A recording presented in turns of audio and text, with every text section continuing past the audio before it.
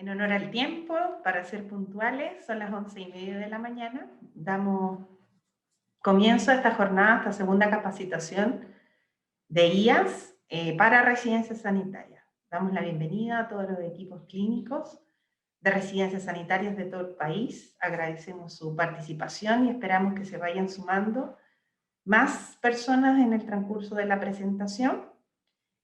Damos la bienvenida y agradecemos nuevamente que nos acompañen y nos apoyen en la estrategia a los encargados del programa de control de IAS del Ministerio de Salud. En esta oportunidad nos vuelve a acompañar Marcela Quintanilla, enfermera, y Cristian Lara, y también contamos con la presencia del jefe del programa de IAS, de control de IAS, don Mauro Orsini.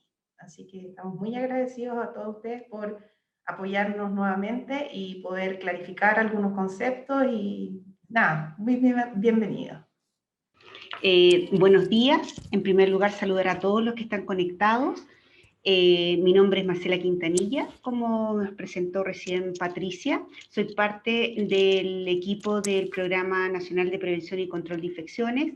Y como bien dijo Patricia, estamos conectados, parte del equipo, y también nuestro jefe, el doctor Mauro Orsini.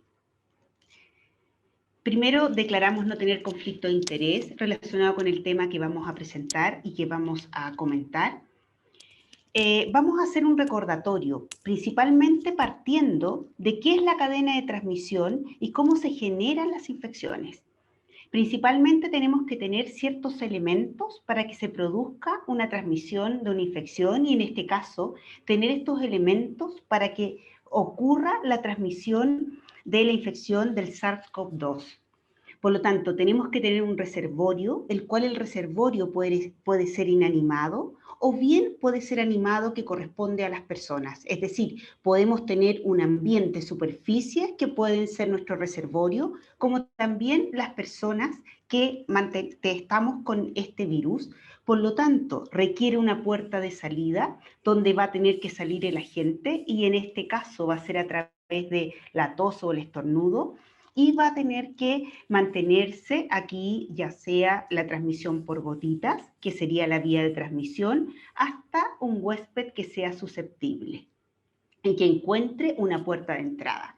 Si uno entiende estos elementos de la cadena de transmisión, nos queda claro cómo es el mecanismo de transmisión y dónde nosotros podemos inmediatamente trabajar para cortar o reducir el riesgo de transmisión.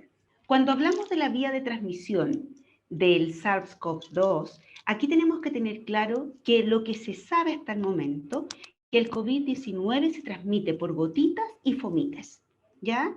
Y durante un contacto estrecho en el cual estemos sin protección, ya sea protección, ya el uso de la mascarilla, como también la protección facial. Hasta el momento, la verdad que no se ha reportado, no se tiene claridad de una transmisión por vía aérea. Y si hay algún caso, la verdad que no tiene un rol de tanta importancia en esta epidemia. Ahora, ¿qué se sabe? Que hay ciertos procedimientos que sí generan aerosoles de riesgo. Y eso es lo que cobra importancia en la transmisión cuando se habla de transmisión por aerosoles.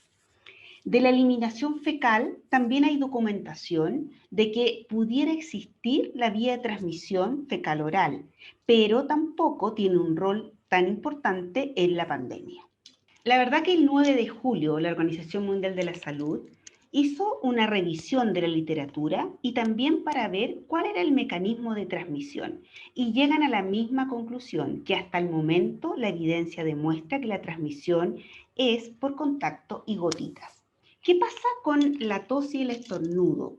La verdad que se ha estudiado principalmente qué ocurre cuando una persona estornuda o tose y lo que se ve que hay una dispersión de gotitas. Estas gotitas que llevan ya sea mucos salivales, pueden llevar virus y se ve que esta proyección llega más o menos a medio metro y que pudieran mantenerse algunas, pero no más allá de 1 metro, por lo tanto decantan y caen.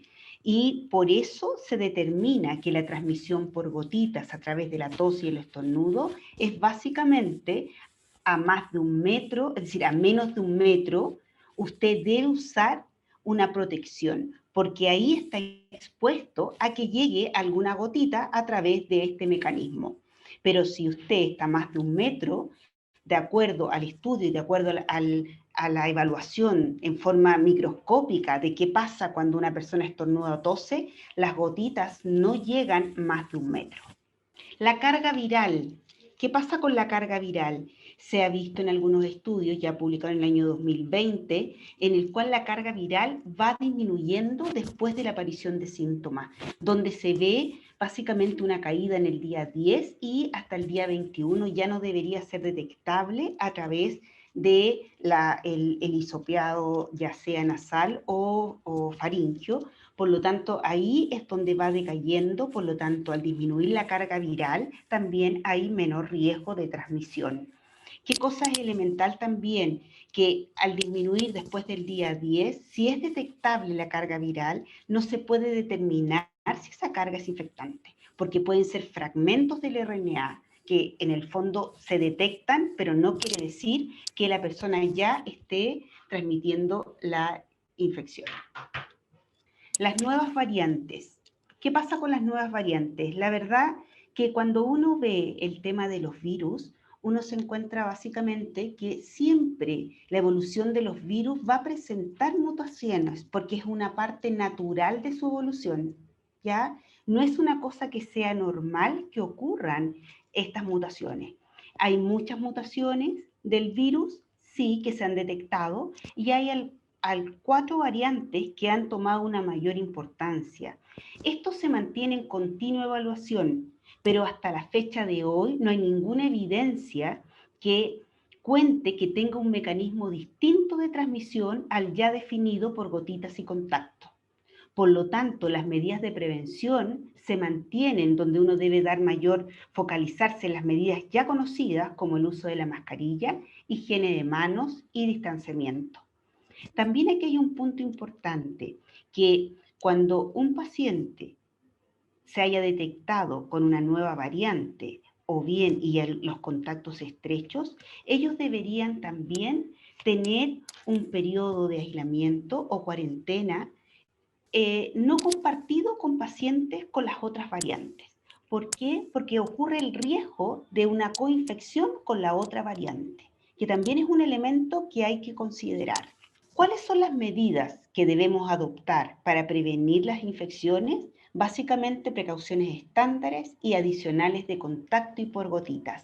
Aquí nuevamente vamos a revisar estas medidas para hacerlo en la mejor forma correcta y para que sean efectivos en disminuir y también cortar la cadena de transmisión. ¿Qué se sabe? La verdad es que se sabe de que algunas medidas sí son efectivas en interrumpir y reducir la transmisión del virus. Aquí si ustedes ven en esta revisión sistemática, en el cual se ve básicamente cuáles son las medidas y cuál es su rol, ya sea un factor protector, principalmente es cuando uno hace, por ejemplo, el lavado de manos frecuente. La verdad que es una medida que sí es efectiva. El utilizar mascarilla es efectivo, al igual que respirador, utilizar guantes, utilizar delantales. Pero también se ha visto que cuando uno toma estas intervenciones y la utiliza en conjunto, la verdad que también es un elemento que contribuye directamente a reducir o interrumpir la transmisión de estos virus respiratorios. El elemento principal que no debemos olvidar es la higiene de manos. La higiene de manos es una medida básica, pero debemos considerar que se debe hacer siempre antes y después del contacto directo con los pacientes o con las personas que están en la residencia sanitaria, después de quitarse los guantes, después de tocar secreciones, al cambiar el sitio de trabajo en el paciente y también después del contacto con objetos inanimados o inmediatos del paciente. Por ejemplo, en tocar superficies, uno debe higienizar las manos posterior a tener ese contacto. ¿Qué elemento debemos considerar en higiene de manos? Es muy importante la técnica que se realiza. Es importante que se realiza esta fricción o frotación. Si uno realiza la higiene de manos con agua y jabón, debe considerar que por lo menos el procedimiento tiene que tener una duración de 40 segundos. El tipo de jabón a usar, la verdad que puede utilizar con antiséptico o sin antiséptico. Lo importante aquí es que realice esta fricción, esta frotación y el arrastre para sacar los microorganismos de sus manos. Si usted utiliza una solución antiséptica en base a alcohol, siempre debe durar el procedimiento y hacerlo de la forma correcta 20 segundos. Menos de 20 segundos no está siendo efectivo. ¿Qué debe considerar si va a usar una solución en base alcohólica? Principalmente que sus manos no estén visiblemente sucias. Si sus manos están visiblemente sucias, usted debe realizar la higiene de manos con agua y jabón. ¿Qué cosa es importante y que también como una estrategia? Que la solución antiséptica en base alcohólica siempre esté disponible muy cercano a los puntos de atención, para que la gente, el personal de salud principalmente, tenga cercano para que no se olvide de este procedimiento, porque sabemos que la higiene de manos corta la cadena de transmisión. Con respecto al uso de guantes, la verdad que el uso de guantes uno tiene que principalmente determinar cuándo uso guantes. ¿Cuándo voy a usar guantes? Cuando voy a evaluar condición de riesgo. Por ejemplo, si usted prevé que va a estar en contacto con sangre u otro fluido orgánico, la verdad que debe utilizar guantes como elemento de protección personal. Y en el caso de aquellos pacientes que están con precauciones de contacto, esto se debe realizar siempre antes de ingresar, es decir, debe colocárselos siempre antes de ingresar a la habitación. En este caso, en precauciones de contacto, el uso de guantes es obligatorio. ¿Qué condiciones o criterios tienen que tener los guantes? En esta opción, cuando usted lo utiliza como elemento de protección personal, no requieren ser estériles, ¿ya? Ahora, si usted va a realizar un procedimiento invasivo, en ese caso requiere que los guantes sean estériles, pero en este caso, como elemento de protección personal, no lo requiere. Si vemos acá nosotros una pirámide donde determina la Organización Mundial de la Salud dónde usar guantes, la verdad que menciona cuándo voy a usar guantes, cuando voy a estar expuesto a secreciones, fluidos o sangre, cuando tengo ese riesgo, y en precauciones de contacto siempre está indicado.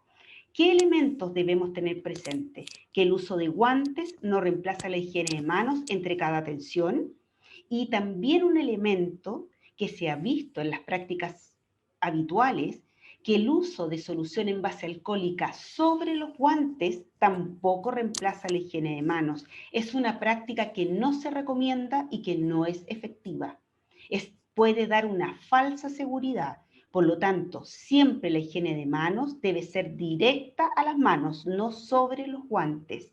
La utilización, ya sea de solución alcohólica, es a las manos, que ese es un elemento también que si se hace de esa forma se debe corregir porque es una práctica que no está recomendada y que no está siendo efectiva. Le puede dar una falsa seguridad que sus manos están limpias. El uso de bata como elemento de protección personal. Siempre se va a usar si usted prevé riesgo de salpicadura de fluidos corporales o sangre, ¿ya? En general, no requiere que sea estéril, basta que sea limpia, y cuando estamos frente a precauciones adicionales de contacto, siempre se debe utilizar y se debe colocar antes de entrar a la habitación, ya sea de la persona que está con precauciones de contacto o el paciente. ¿Qué elementos o criterios mínimos debe tener esta bata?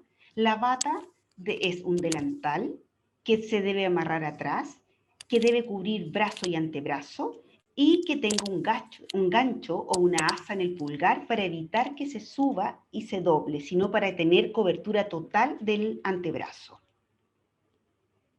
Protección ocular como elemento de protección personal, también debemos partir evaluando la posibilidad de riesgo.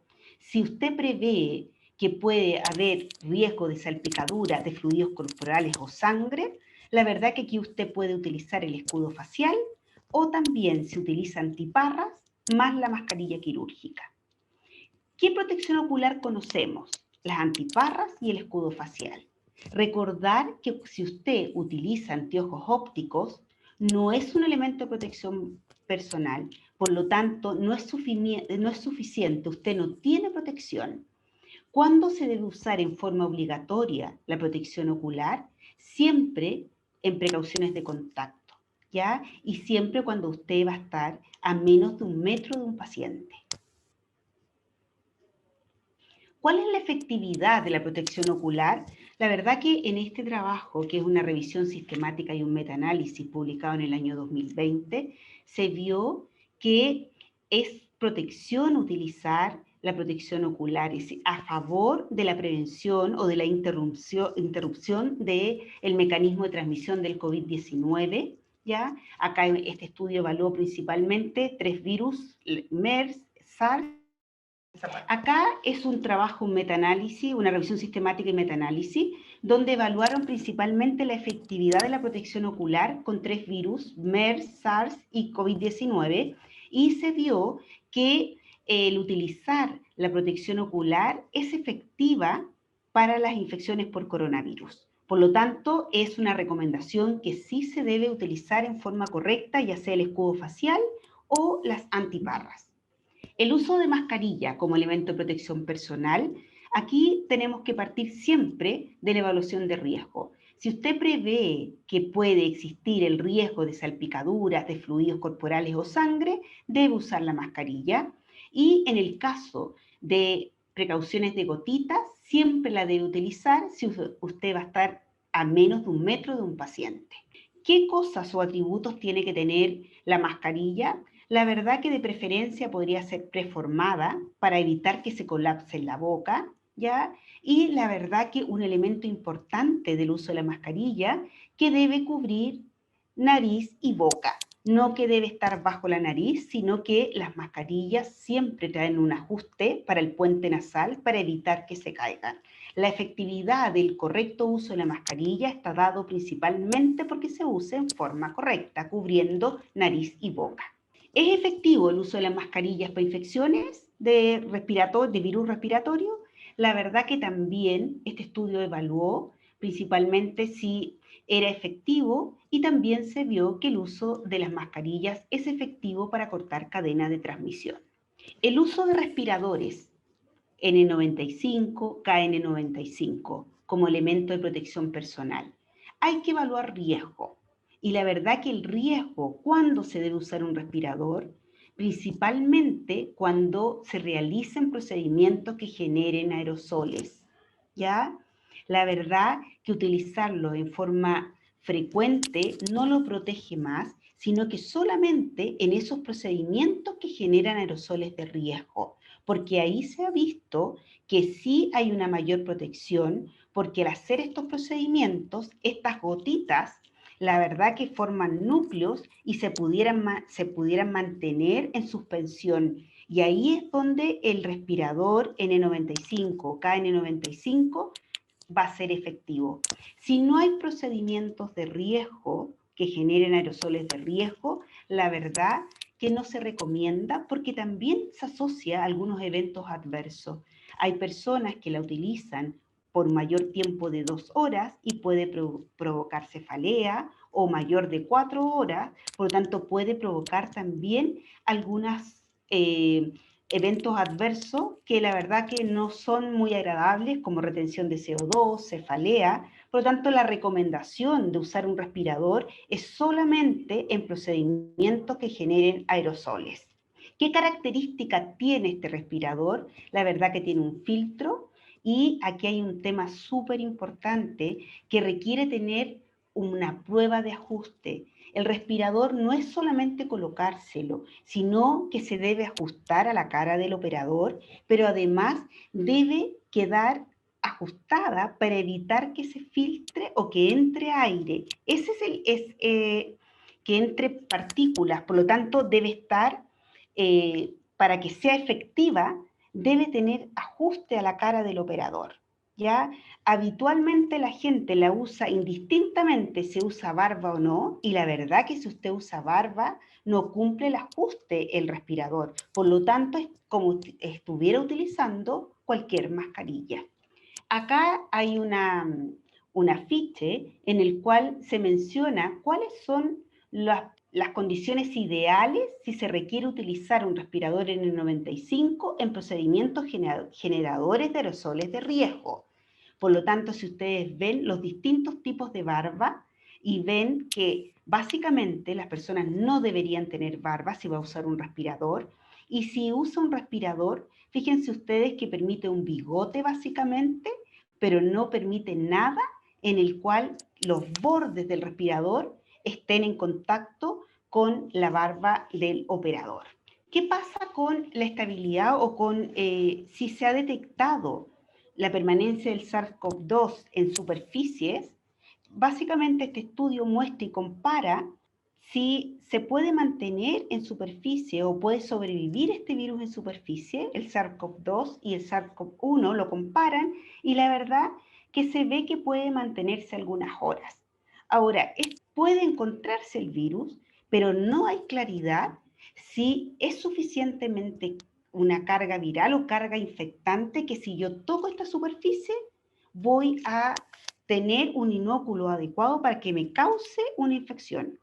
Por lo tanto, aquí cuando se habla que está en superficie, aquí son medidas como básicas. Tiene que asear, limpiar superficie, pero además, si usted tocó superficie, uno de los elementos que hablábamos en higiene de manos, debe siempre higienizar sus manos después de tocar esta superficie. Esa es una manera de cortar cadena de transmisión.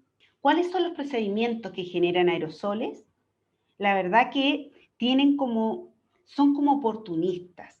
Por ejemplo, si el paciente se va a intubar, hay un riesgo también de generar estos aerosoles y riesgo para el operador cuando se utiliza la ventilación manual en resucitación cardiopulmonar y también algunos procedimientos como de aspiración abierta, procedimientos como broncoscopía, ¿ya? Que son algunos procedimientos que sí tienen el riesgo de generar estos aerosoles y que sí hay riesgo de infección. Otro elemento que también son algunos procedimientos dentales, con la utilización, por ejemplo, de motores de alta velocidad, que son básicamente, esos son procedimientos de riesgo. No todo lo que se hace dentro de la atención a las personas o a los pacientes son generadores de aerosoles de riesgo. Están identificados aquellos que causan ese riesgo. Por lo tanto, una persona que ingresa a una residencia sanitaria, no hay procedimientos de riesgo, por lo tanto el uso debería ser solamente de mascarilla quirúrgica o médica. No se requiere un respirador N95 o KN95. Acá también, si ustedes ven por qué se ve si hay riesgo o no de los procedimientos generadores de aerosoles de riesgo, y se ve que la intubación traqueal ya tiene riesgo, de acuerdo a la evidencia publicada, también la ventilación no invasiva también demuestra un mayor riesgo, también la traqueostomía, la intubación, ¿ya? Y algunos, ¿cómo se llama? La ventilación manual, previo a la intubación, también es un procedimiento de generador de aerosoles de riesgo. Hay un punto que también causa bastante controversia, es el hecho de que uno ve que la gente se coloca mameluco, se coloca doble guante, se coloca gorro, se coloca cubre calzado.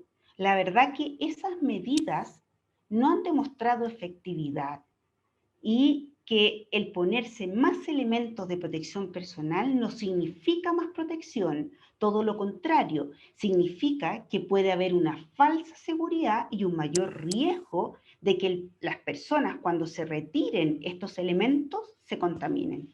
Cubrirse la cabeza, la verdad que el gorro más que nada es un ordenamiento, pero no es una medida que tenga evidencia que demuestre que a través del pelo se transmite el SARS-CoV-2. El uso de antiparras, por supuesto, es antiparras o escudo facial. No es necesario utilizar antiparras, además escudo facial, uno de los dos, porque cumple el mismo objetivo como protección ocular. ¿Ya? Mascarilla preformada que no toque la boca, el delantal largo, el uso de guantes. Se requiere guantes si usted, lo que hablábamos, con precauciones de contacto, y uso de guantes si usted va a tener exposición a sangre o algún fluido corporal. No se utiliza guantes en forma continua porque la verdad que usted cada vez que toque una superficie debe higienizar sus manos. Las soluciones alcohólicas sobre los guantes, lo vuelvo a repetir, no muestra ninguna efectividad y es una práctica que no, que es de riesgo si uno lo ve porque da una falsa seguridad. La utilización de botas tampoco tiene ninguna evidencia que sea una medida que se debe incorporar, pero así mantener distancia de 1 metro entre las personas, la verdad que eso sí es una medida que corta cadena de transmisión. Ahora, si uno compara lo que pasó hace muchos atrás en la fotografía, donde estaban vestidos totalmente y también nos encontramos que la gente se pone más elementos de protección, hoy día conocemos cuál es el mecanismo de transmisión, sabemos microbiología, sabemos epidemiología, por lo tanto, las medidas que se están entregando de cuáles son los elementos de protección personal son medidas que son las adecuadas. No hay que agregar otros elementos porque pudiéramos estar aumentando el riesgo de transmisión. Mascarilla al paciente, la verdad que sí se pudiera utilizar básicamente como control de fuente de emisión. Es decir, el paciente, si va a toser, la verdad que la mascarilla va a provocar un corte en la cadena de transmisión y esa es la funcionalidad que utilice mascarilla el paciente, ¿ya? Ahora, si el paciente o la persona va a salir de la habitación, la verdad que siempre tiene que utilizar mascarilla quirúrgica, ¿ya? Si ustedes ven, nosotros como país y a nivel mundial también, es una medida universal el uso de la mascarilla, ¿ya? Principalmente para contener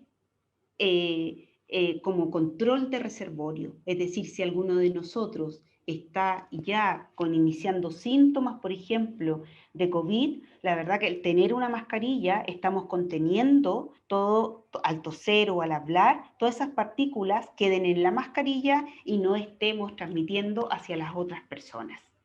¿Es efectivo el distanciamiento físico? La verdad que también en este trabajo se vio que en COVID sí era efectivo mantener a lo menos una distancia de 1 metro. Y aquí es uno de los temas que también hay que reforzar, de que la distancia física no solamente son con las personas que son contacto estrecho, que tienen, sino que es en el diario en el diario vivir de nosotros, debemos hoy día tratar de mantener esa distancia física para que sea efectivo y cortar cadena de transmisión. Porque como vimos, se transmite por gotitas, pero las gotitas más allá de 1 metro no llegan. Por lo tanto, si usted está conversando, compartiendo con las personas, debe mantener esta distancia para disminuir la transmisión del virus.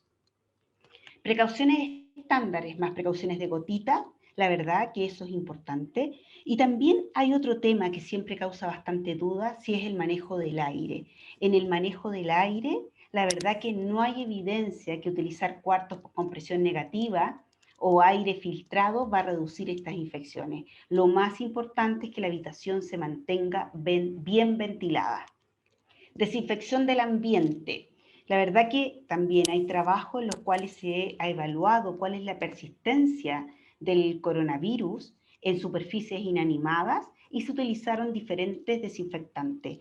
¿Qué desinfectantes se ha visto que son efectivos? Alcohol, productos clorados, peróxido de hidrógeno, fenoles y amonios cuaternarios, que también es importante de que estén en concentraciones adecuadas. El alcohol de un 62 a un 70% es efectivo, lo mismo que los productos clorados de 0,5 a 1% o de 0,5 a 1%, la verdad que sí son efectivos. Concentraciones menores a 0,5, la verdad que no es efectivo o es menos efectivo tener concentraciones menores que tener una concentración por lo menos al 0,5%.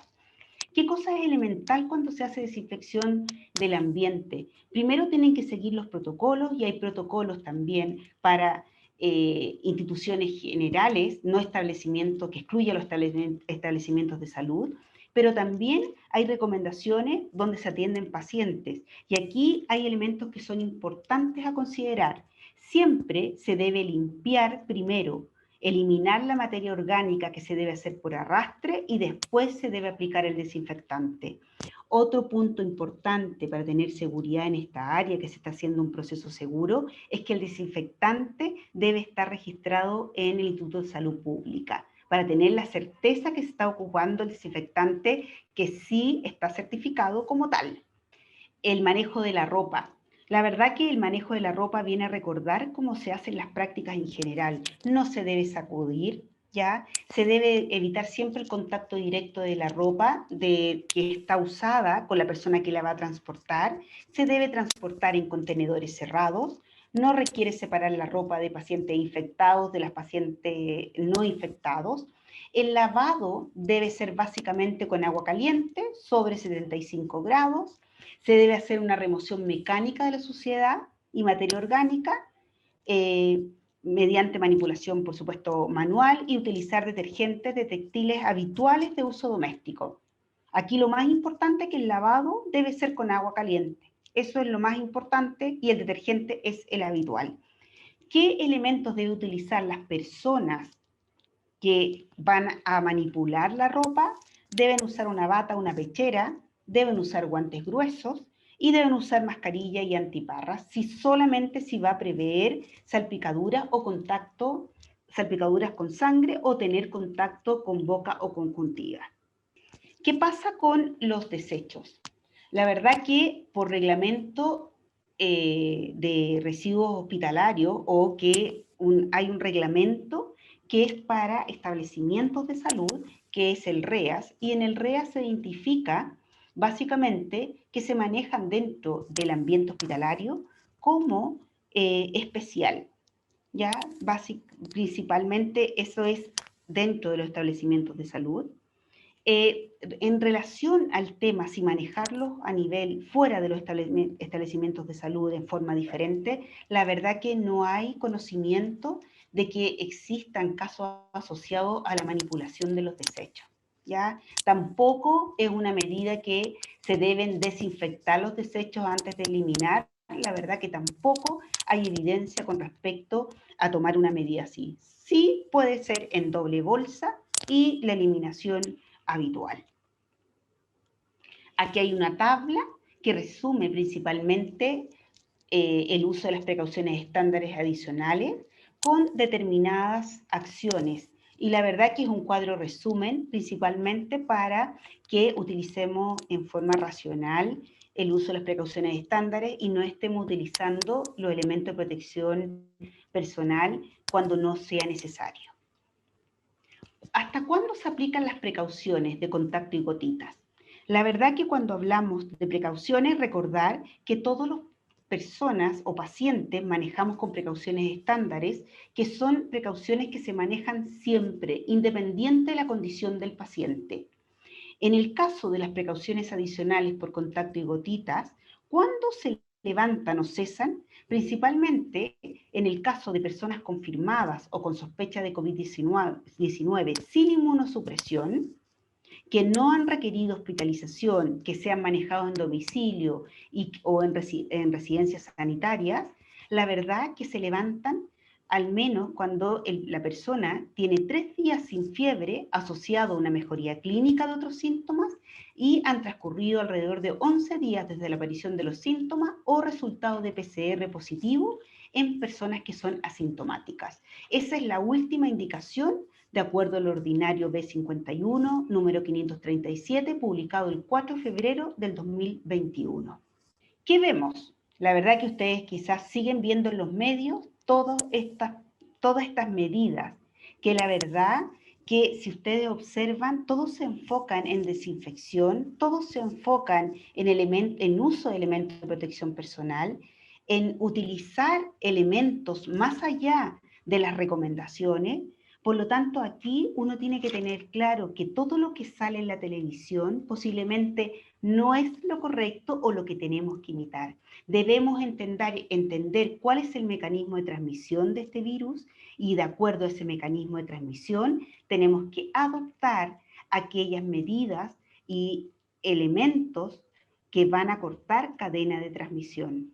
Como bien revisamos cuál es el mecanismo de transmisión, contacto y gotita, por lo tanto los elementos que debemos usar siempre va a ser el uso de la mascarilla, el uso de antiparras o escudo facial, el uso de delantal, el uso de guantes, realizar higiene de manos si estamos frente a un caso sospechoso o un caso confirmado.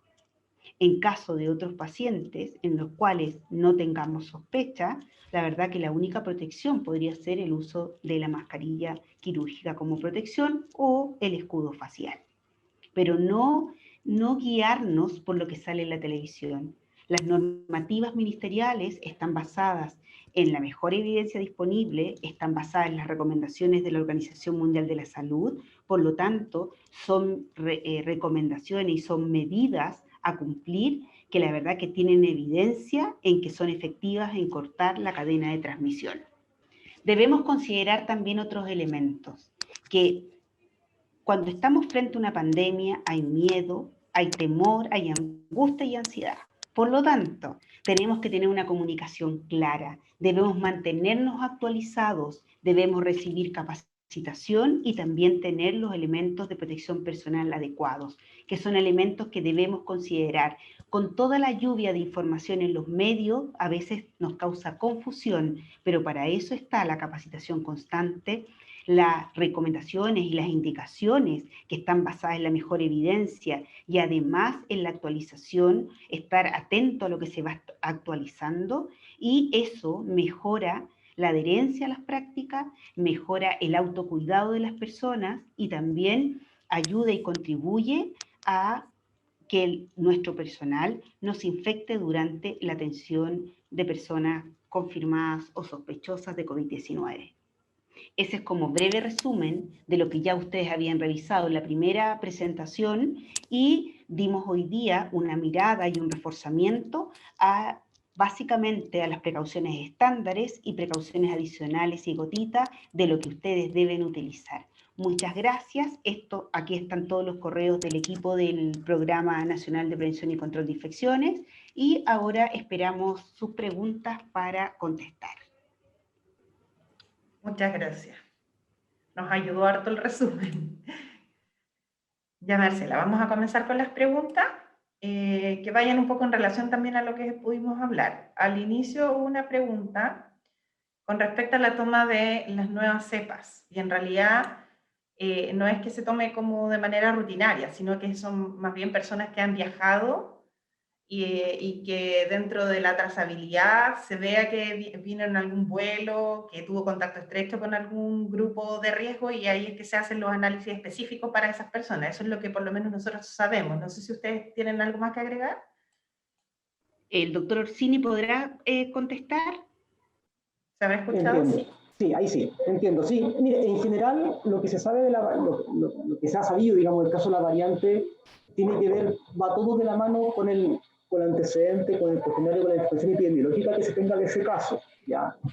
De ahí hace relevante básicamente el antecedente de viaje de esa persona, o si ha estado en contacto con personas que han estado viajando en el extranjero, en otros lugares donde se ha identificado esta cepa, digamos, esta nueva variante, más que cepa, totalmente tal.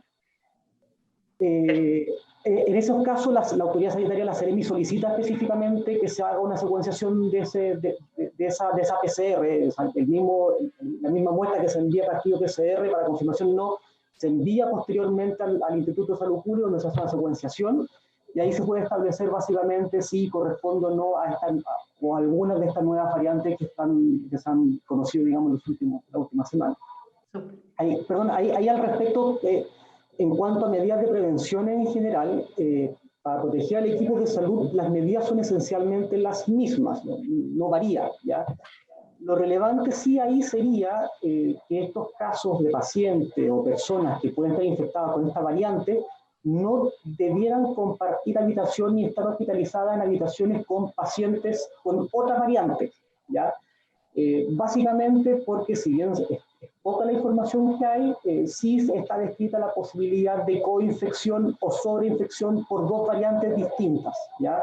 Entonces, para reducir esta posibilidad o para anular esta posibilidad, en estos casos no debieran utilizarse o que dos pacientes o dos personas con variantes distintas compartir habitación. Perfecto. Que en algunas residencias se utiliza oxígeno, y la verdad es que ha sido un poco polémico el uso del oxígeno con el humidificador, porque se habla de que genera aerosoles, y como que les da susto colocar el humidificador, ponerlo al tanque de oxígeno, que básicamente es las personas que se derivan al servicio de urgencia cuando se descompensa. ¿Qué evidencia hay en relación a eso?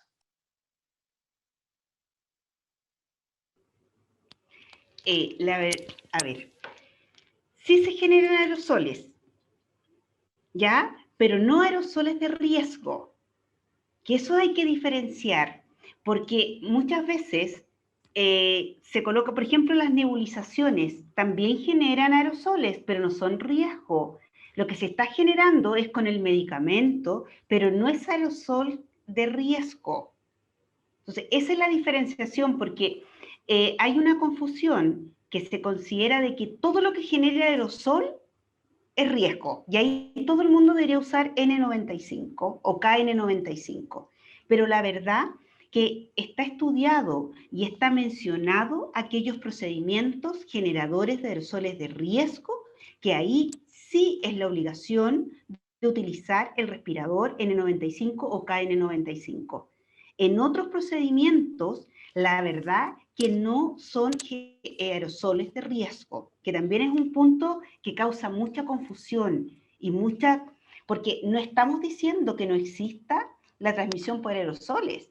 La verdad que la Organización Mundial de la Salud fue claro en mencionar, lo que sí sabemos, que cuando se hacen esos procedimientos, ahí cumple un rol donde se mantienen en suspensión estos núcleos de gotitas. Perfecto.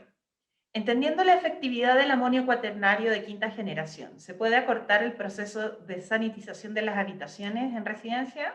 Y la misma pregunta le sigue, dice, los tiempos de ventilación asociados al aseo de las habitaciones, que ha sido también muy polémico también. Una cosa es el tiempo de ventilación de las habitaciones y después cuánto tiempo sería como lo correcto dejar actuar al amonio cuaternario, en este caso. Sí, hola, buenas tardes ya. Respecto al tiempo de desinfección, digamos, con el uso de amonio cuaternario, en realidad los desinfectantes actúan cuando ya efectivamente se encuentran secos, ¿ya? Entonces, no hay un tiempo definido estándar que uno diga 10 minutos, 15 minutos, sino que efectivamente después de aplicarlo y el desinfectante ya se encuentra seco, eso ya se entiende que tuvo su acción, por lo tanto la superficie ya está desinfectada. Entonces, respecto al tiempo, depende, digamos, cuánto demora en secar. El amonio cuaternario, al ser una envase acuosa, demora un poco más de tiempo en secar, pero en realidad cerca de 5 o 10 minutos ya está seco, ¿ya? Ese es como el gran cuidado que hay que tener respecto a esa pregunta. En relación al tiempo de ventilación, ¿hay algún tiempo que uno pueda dar alguna instrucción? Hay hoteles que no se pueden aperturar las ventanas, ¿ya? En la gran mayoría sí. Nos topábamos que de repente había 1 hora y en otras 6 horas. Había muchas diferencias, pero en realidad, viendo la evidencia, con media hora bastaba. En relación a eso, ¿hay algo nuevo? A ver, vamos a hacer la separación, digamos, del rol de la ventilación en lo que es la desinfección y lo que es la ventilación en cuanto al riesgo de transmisión. En la desinfección, el rol de la ventilación es básicamente por el efecto, digamos, va a depender del desinfectante que uno usa. ¿Ya? Hay desinfectantes que producen irritación vía aérea, etc. Entonces, eso varía según el tipo de desinfectante y eso lo vamos a sacar a un lado. ¿Ya? El otro tiene que ver con la ventilación y el rol que se ha dado en la transmisión de infecciones en general. Y aquí la discusión no es solamente con SARS-CoV-2, con COVID, sino que esto va mucho antes, incluso influenza, ¿ya? E incluso antes de eso, ¿ya? ¿Qué es lo que se ha visto en general? ¿Ya? Se ha visto que pueden producirse transmisión o casos de brotes, no muy bien descritos, algunos de ellos, en los cuales hay casos que se pueden generar transmisión dentro de una misma habitación a una distancia mayor a 1 metro, mayor a 2 metros, ¿ya? Pero en general se dan escenarios en los cuales estas habitaciones están sobrepobladas de personas, ¿ya? O sea, hay mucho, no hacinamiento, pero sí hay mucha aglomeración de personas dentro de estos lugares cerrados, ¿ya? Y son lugares con muy mala o pésima ventilación, es decir, estamos hablando de menos de 2 recambios de aire por hora, ¿ya? En Chile, para que sepan, hay una normativa que está como del año 2000, que que establece que los mínimos de ventilación en condiciones laborales es más de esos 2 recambios de aire por hora, ¿ya? En el caso de que fuera básicamente ventilación artificial o mecánica, ¿ya? Entonces, la ventilación tendría un rol, ¿ya? Básicamente para evitar o contener la diseminación de infecciones en los cuales estamos juntando muchas personas dentro de un espacio cerrado, mal ventilado, donde yo puedo tener una persona infectada y tengo otras personas susceptibles, ¿ya? No es el escenario exactamente, ni para nada, cuando yo tengo una habitación individual, donde hay una persona que está infectada, y se va, y llega otra persona que está infectada. ¿Ya? No tengo otra persona, es un escenario totalmente distinto, ¿ya? Entonces, la ventilación es la ventilación habitual, ventanas 15 minutos, si quieren 30 minutos está bien, pero destinar tiempos de ventilación de 2 horas, 3 horas, 4 horas, la verdad es que nadie sabe si tiene algún impacto con relación al riesgo de transmisión de infección o no, ¿ya? Estos escenarios que les digo, estos investigadores, digamos, o científicos, digamos, que por ejemplo utilizan estos aparatitos de monitorización de CO2, por ejemplo, para ver cómo está la ventilación de una habitación, está pensado en la lógica de que tengo un espacio cerrado con muchas personas, que es cuando tengo que ventilar para bajar la carga de CO2 dentro de esa habitación. Si tengo una habitación de una persona, no tiene mayor sentido, más allá de que, claro, la ventilación es correcta, porque no retener CO2, porque por otros motivos, digamos, pero tiempos adicionales o exagerados no tienen mucho, o sea, no va a aportar mucho, digamos. De hecho, no va a aportar nada, técnicamente. Perfecto. Muchas gracias. Dice, la limpieza y desinfección de escudos faciales se realiza con lavado bajo chorro de agua y posterior desinfección con alcohol o algún otro desinfectante. ¿Solo basta con la desinfección? Sí, lo más importante es lo que se menciona, es decir, primero tiene que haber una limpieza y ahí necesitamos que exista un arrastre, ¿ya? De sacar la materia orgánica, los restos, para después aplicar el desinfectante. Okay. La única consideración que hay que tener presente que a veces el escudo facial se empieza a poner, pierde como la parte transparente de repente a utilizar alcohol.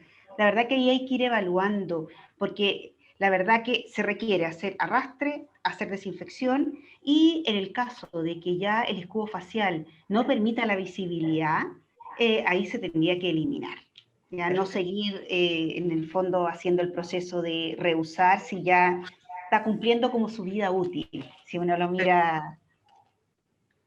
Pero eso es lo necesario. Había visto yo en el chat a alguien que preguntaba de que si era, o cuál es, la misma pregunta, pero básicamente que la indicación era echar alcohol. Recordar que siempre tiene que haber una limpieza previo al uso del desinfectante, en este caso que ese es el rol que está haciendo el alcohol, y que si usted lo aplica directo sin hacer la limpieza, eso no está siendo efectivo.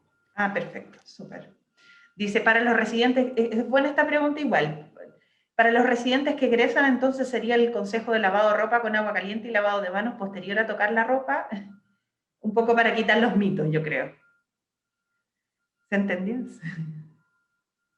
Sí, básicamente es lavar a una temperatura, no hirviendo el agua, pero a una temperatura un poco mayor y con el detergente habitual. Ahora, una práctica que es como todo lo que uno toca, debería higienizar sus manos porque siempre tiene el riesgo de tocarse la cara. Entonces, no solamente en el manejo de la ropa, sino que cualquier superficie deberíamos tener esa práctica de estar higienizando nuestras manos con solución alcohólica. Pero sí él pudiera lavar su ropa posterior. Ahora, él sale con la ropa de uso. ¿Ya? Estas recomendaciones son para sábanas, toallas, cosas como, pero sí pudiera él hacerlo con lavado con agua caliente en su casa. Y por supuesto lavarse las manos. Dice, ¿puede repetir el número ordinario más actualizado? Fue el 537, si no me equivoco. Fue. Sí. 537, y la verdad que si ingresan a la página del ministerio, en la pestaña donde dice información técnica, ahí están los primeros documentos que se subieron, están los ordinarios. Dice, por favor aclarar sobre uso y reuso de equipos de oxigenoterapia, específicamente el humidificador. si esto se puede lavar, desinfectar y volver a usar, y el conector de oxígeno. Mira, en general, ya, depende. La respuesta depende. ¿De qué depende? Hay algunos equipos que efectivamente tienen la posibilidad de ser reprocesados porque son equipos que fueron fabricados y construidos con ciertas propiedades que dan cuenta de que esos equipos dispositivos pueden ser sometidos a ciertos métodos de reprocesamiento, ¿ya? Por definición, aquellos dispositivos que están en contacto con la vía aérea superior pasan a ser dispositivos semicríticos, ¿ya? Si uno hace la clasificación, digamos, de acuerdo a riesgo de infección, ¿ya? Al ser semicríticos significa que son equipos que si van a ser reutilizados en otros pacientes, estoy hablando de reutilizar en una misma persona, que si yo voy a utilizar ese equipo en varios pacientes distintos, cada paciente debe ser o distinto el equipo o estéril.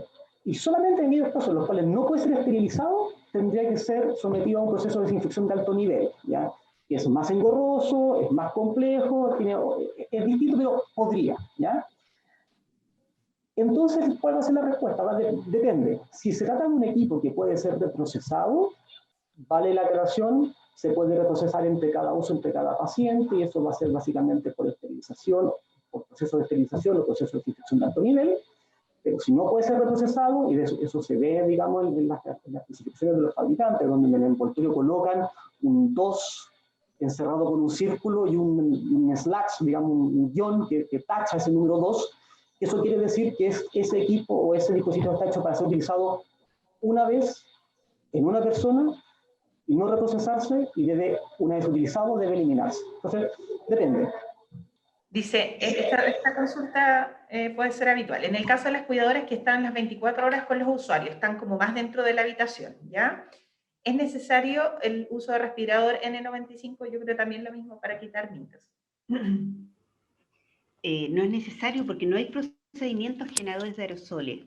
Lo que sí hay que considerar es el tiempo del uso de la mascarilla, porque si la cuidadora está conversando, se humedece esa mascarilla, la verdad que ahí tendría que cambiarla. Es decir, no es utilizar un respirador, sino utilizar en forma correcta la mascarilla quirúrgica. Dependiendo de que si eso se moja, se humedece, debe ser cambiada. No puede permanecer todo el día con la misma mascarilla al lado del paciente.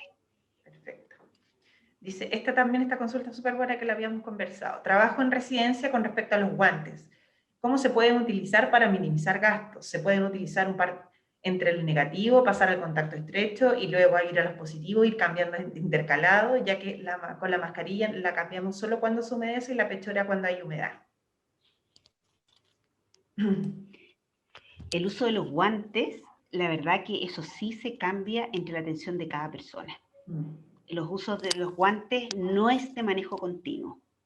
Ahora, si usted está frente a un paciente que está positivo, ya confirmado, usted tiene que utilizar las precauciones de contacto y de gotitas. Y como revisamos de contacto, debe usar guantes. Si usted está en pacientes que posiblemente están solamente con cuarentena porque son contacto estrecho, ahí usted pudiera utilizar su mascarilla, su cubo facial y hacer su procedimiento con las personas o la actividad que va a realizar, y no es necesario quizá usar guantes. Ahí usted termina lo que está haciendo con la persona que está en la residencia sanitaria, higieniza sus manos y puede seguir con la otra persona. Por lo tanto, aquí lo que tienen que tener claro de que si el paciente es confirmado, sospechoso, hay que recordar que es precauciones de contacto y gotitas, y en las precauciones de contacto obligatorio el uso de guantes. Por lo tanto, aquí eso es lo que uno tiene que administrar en el uso del guante. No podemos usar los guantes con todos los pacientes porque ahí nos estamos convirtiendo que estamos llevando microorganismos de uno hacia el otro. La pechera, uno puede mantener continuidad, también se atiende puros pacientes COVID positivos, pero también son elementos que lo único que uno pudiera mantener podría ser la mascarilla y el escudo facial, pero el resto se debe cambiar con la atención, y los guantes sobre todo, es decir, cómo higienizo las manos. Los guantes, es decir, la higiene de manos no es sobre los guantes, la higiene de manos es sobre la piel. Acuérdense que estamos usando un antiséptico, y el antiséptico se usa sobre la piel. Por lo tanto, si usted está echando solución alcohólica en el guante, no está haciendo higiene de manos. ¿Cuál es la recomendación con respecto a la desinfección de equipos médicos, específicamente concentradores de oxígeno o de balones de oxígeno que se utilicen en un paciente COVID en residencia? Tenemos concentradores de oxígeno también en algunas residencias. Que también el humidificador es como único, el conector que va hacia el concentrador es único, entonces tienen que lavarlo. Nos pasa eso. Bueno, lo que decía recién el doctor Orsini, hay que ver la clasificación y ver a qué se puede someter, ya sea desinfección de alto nivel o someter a esterilización. Ahora, los concentradores de oxígeno fue que revisamos, y ahí tenemos que tener claro cuál es la recomendación del fabricante, porque ellos definen básicamente cuál son los elementos que se pueden limpiar, se pueden desinfectar o pueden ser sometidos a un proceso de esterilización. Habría que evaluar muy bien, porque en los que nosotros revisamos algunas marcas, el proceso era que el mismo servicio técnico realizaba esta limpieza y los cambios de la parte de los filtros que estaban en la parte interna. Por lo tanto, hay que revisar muy bien cuál es el concentrador de oxígeno que ustedes tienen, las recomendaciones del fabricante, y ahí poder determinar cuáles son las medidas que se deben adoptar. Perfecto. Para las variantes del virus, ¿los periodos de aislamiento son los mismos? No han dicho nada distinto, eso por lo menos. No se ha dicho nada distinto. Sí, no se ha establecido nada distinto, digamos, porque lo que se sabe con relación a las variantes, no hay tanta información tampoco, es que no se modificaría necesariamente, digamos, la vía de transmisión ni la duración o el periodo infectante, digamos, sino que más bien sería más bien que se asociaría a un mayor riesgo de infección, pero ¿por qué? No está claro, digamos, el mecanismo o alguna justificación o elemento que justifique, digamos, que se requiera prolongar el tiempo de precaución adicional. Dice, en residencias con piso alfombrado, ¿está prohibido aspirar o barrer, por ejemplo? Un tema bastante controversial, ¿ya? Porque dentro del ambiente hospitalario, acuérdense que no podemos levantar polvo, no se puede barrer. Acá tenemos un escenario que es totalmente diferente.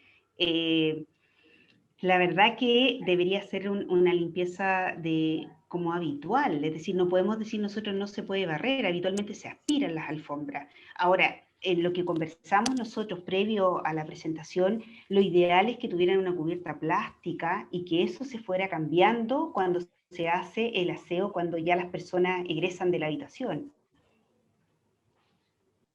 Bueno, lo mismo.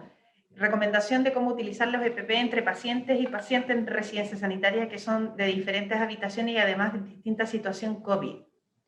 Lo mismo, eso está dentro de las instrucciones de la circular S37 para que lo revise. Soy doctora Jara, felicitaciones por la exposición. Se entiende en residencia sanitaria no ingresar juntos en habitación pacientes PCR positivos junto a contacto estrecho. Si podría, se fuese PCR positiva y caso probable. En ese caso, como regla general, uno podría, más todas las consideraciones, digamos, en cuanto a privacidad y resguardo de la vida íntima, digamos, de las personas. Un caso probable, por defecto, es prácticamente un caso confirmado, solo que está la duda de la parte del laboratorio, básicamente, ¿ya? Ahí la única incertidumbre que se podría generar es si son dos personas, en el fondo, si el caso probable es un caso probable que no resultó como contacto estrecho del otro caso, ¿ya? En particular, digamos, yo estoy pensando básicamente en el caso que uno sospechara que alguno de los dos pacientes estuviese presentando un cuadro, digamos, secundario, una variante, ¿ya? Ahora, si es un paciente confirmado, que uno no sospecha que se trata de una variante, y el otro es un caso probable que es contacto estrecho de este otro paciente, la verdad es que operativamente no tendría mayor dificultad, digamos, en que compartieran, digamos, habitación, ¿ya?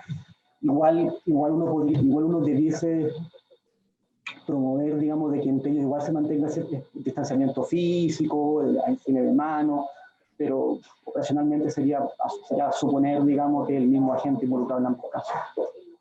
Perfecto. Dice, en la realización de kinesiología respiratoria se genera aerosoles y aumento de riesgo. Pregunto por el uso o no de N95. Esa se la entregamos al doctor Orsini, porque ha revisado bastante el tema, porque la verdad que el año pasado fue un tema que se levantó bastante. Por lo tanto, doctor Orsini... Sí, respondo yo. Perdón, ahora sí logré encontrar la cámara, así que perdón, no se me veía la cara. En general, sí. La verdad es que efectivamente, o sea, uno al hablar, al toser, al respirar, uno genera aerosoles. O sea, nosotros generamos aerosoles constantemente, ¿ya? Eso es primer punto, ¿ya? Y efectivamente hay ciertas actividades en la kinesiología respiratoria que se asocian a una mayor generación de estos aerosoles, ¿ya? El asunto ahí es si esta mayor generación de aerosoles se ha asociado con riesgo de infección, con un mayor riesgo, con un riesgo diferente de infección o no. Y lo estudios que hay hasta el momento, la verdad es que no, ¿ya? Y si uno revisa básicamente las recomendaciones o las revisiones que hay de la literatura, de la evidencia disponible,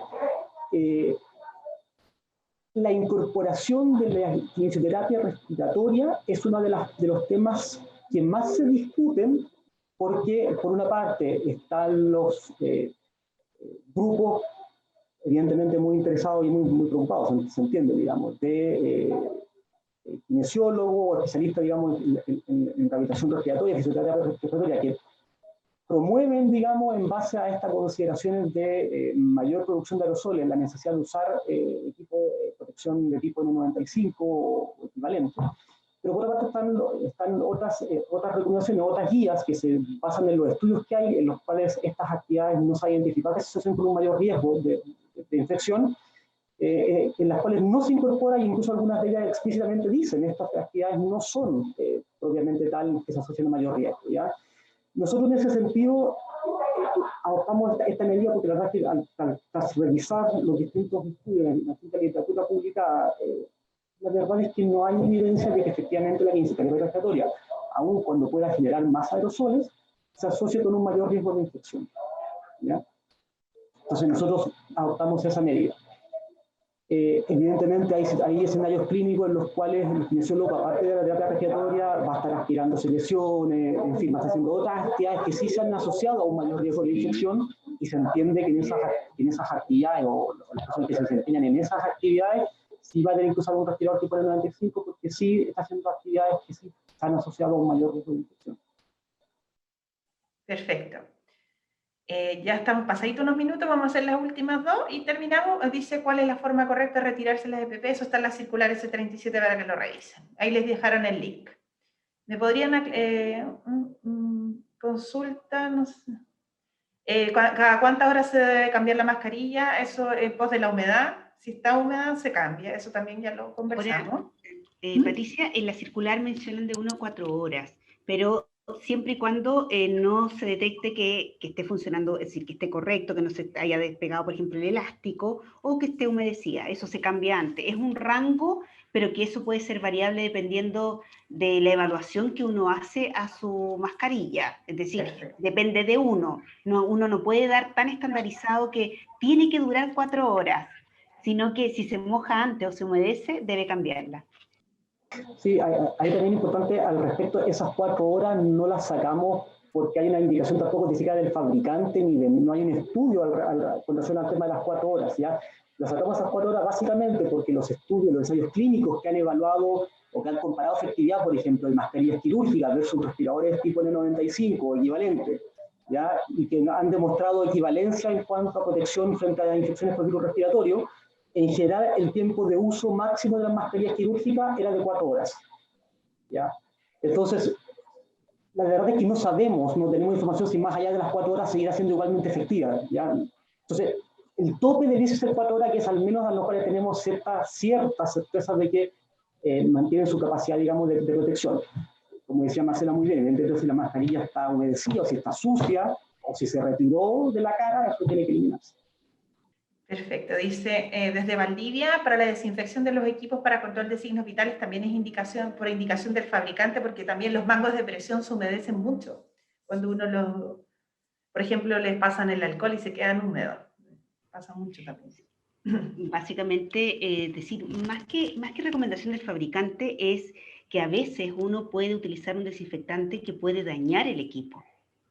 Es por eso que uno dice cuál es el desinfectante, pero habitualmente el equipo de signos vitales, bueno, el aparato como tal, eso se limpia, primero se tiene que limpiar y posterior a utilizar un desinfectante. Y con respecto al mango, la verdad que eso, claro, se limpia con alcohol, uno pudiera tener una protección para en el fondo sacar la protección e ir cambiando, porque ese mango de presión sí se tiene que limpiar entre paciente y paciente.